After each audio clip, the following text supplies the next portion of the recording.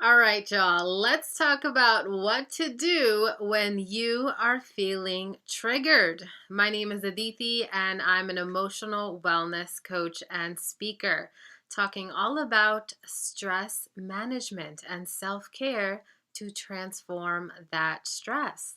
Now, think about the last time you were triggered. Maybe someone said something to you, maybe something happened, maybe you saw something. Maybe you were around a situation, right? And it created a strong emotional charge in your body. Maybe you started to breathe heavier. Maybe you wanted to escape your body in that moment, right? Maybe you wanted to run away, or maybe you wanted to go in aggressively. We all react to situations differently. Right? So, what do you do in those moments when you're feeling triggered? I had a situation that came up recently a few weeks ago, and I was so triggered, and I really had to find a space for myself to be able to deal with it. And it was in a public setting. So, you know how that can be difficult sometimes, right? Because you're around people.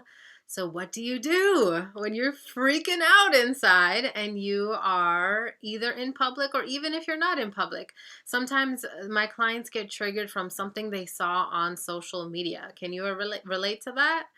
I know I can. So, this one was in person. So, let's talk about it, right? So, what do you do in those moments when you're just like freaking out? And you're feeling crazy inside and you kind of just want to run around in circles with your head chopped off. So, what you want to do in that moment, okay, the first thing that you want to do is you want to tell yourself that you are safe. When we are emotionally triggered, our body goes into this intense stress mode, right? It goes into this danger mode. It turns on all of our danger response mechanisms in our body, and that can make us feel a little cray. And I know you know what I'm talking about, right? The heavy breathing, the chest moving up and down, your stomach is racing, like feeling all sort of things inside, all sorts of things. Maybe your head is like feels like it's caving in, maybe your insides feel like it's collapsing. So what you really want to do in that moment is to tell yourself that you are safe. Okay, so one way you can do that, I like to sometimes use my hands, use my body. So if you're in public, what you can do is put it on your stomach. If you don't want people to see, you can put it on your stomach and just take a few deep breaths and tell yourself inside your mind that you are safe. Okay.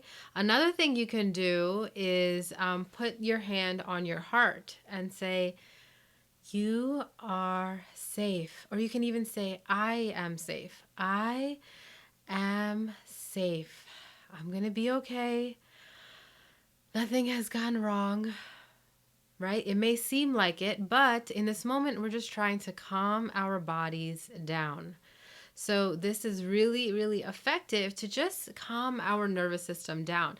Now, if you're able to, you can run to the bathroom, you can go outside and get some fresh air, do whatever you need to do, and just allow yourself to know that you are safe. Okay, I find that to be super, super helpful when you're feeling emotionally triggered. All right, so first you want to tell yourself that you are safe. The next thing you want to do is you want to create space to process what just happened. Okay, so you may or may not be able to do this right in that environment, right? You might be around people, you might be in public, there might be a lot happening, you might be at an event.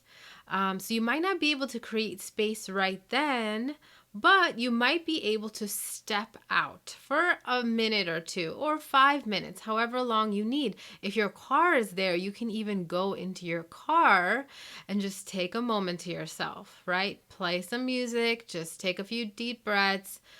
Scroll on social media if you need to for a second to just distract yourself, if that is helpful, right? For some that's helpful, for others that may not be helpful. It may make you feel more frantic. So you just want to try and see what works for you. And then after you leave the event, if you're in public, you want to create some space to process what just happened. So whether that means, just taking an hour to just go for a walk, to just lay in your bed and cuddle with your blankie, whatever that looks like. For me, when I was triggered that moment, I saw somebody that I was uncomfortable with, and it was just a whole situation. I ended up taking the whole weekend to process it because it just brought up a lot of trauma for me that I really needed that space for myself. And so I created a container for myself to allow myself to process what just happened. And sometimes you're not actually able to process it in the sense of being able to make sense of it, but you're just trying to have space to face the shock of what just happened, right? Space to just face the shock or just be with yourself in that moment. It could also be you perhaps faced a loss of a loved one, right? There's been a lot of deaths happening this past year, and you may need some space to just process the shock of what just happened. Okay, so create that space to allow yourself to process. All right, so we're talking about what to do when you're feeling triggered. And the first one was to tell yourself that you are safe. The second one is to create some space to process what just happened.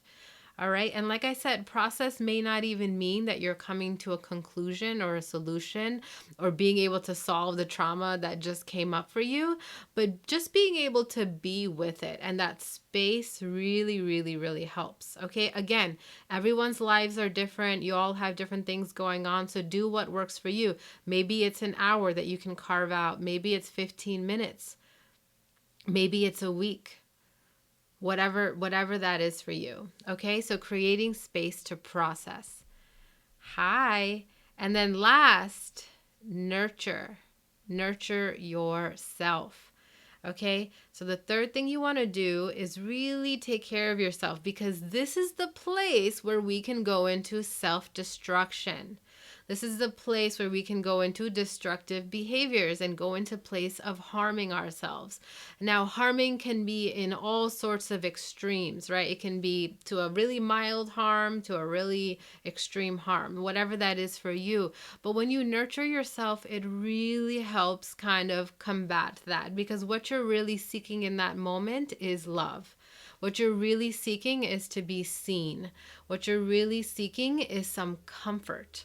So when you're feeling emotionally triggered, like I mentioned, this happened for me a few weeks ago, and I saw somebody which brought up a lot of trauma. I didn't want to see this person, and it caused my insides to collapse in the event that I was at. And it was just really emotionally triggering. I was getting foggy in my head, maybe even feeling like I could have gotten unconscious. Like it was an extreme situation in my case. And so what I had to do in that moment was I had to tell myself that I was safe. I had to create some space to process. And in that space I was in, I made sure to sit in on the other side of the space that this other person was in. And then I created an environment for myself where I could just be with myself. And then when I went home, I actually spent the weekend processing it, creating space to just help me face the shock of what just happened. because I couldn't process it right away. Actually, I did start to process it, but it was really painful. And I was like, I can't even go there right now. This is too much. It was just bringing up a lot of trauma that I didn't want to face in that moment. So I focused on nurturing myself, right? I cuddled with my blankie. I watched Netflix. I did whatever I needed to do so I didn't lose my collective shit. So, when you're feeling emotionally triggered, it is a very vulnerable and overwhelming situation sometimes. So, nurturing yourself is so important, y'all. And that can look so different for everybody. It could be saying kind words to yourself, it could be cuddling with your blanket, it could be having some warm, hot, comforting tea. Um, it could be talking to a girlfriend and crying. It could be, or just crying by yourself. Whatever that looks like, being able to nurture yourself is a very powerful skill to help you when you are feeling stressed out.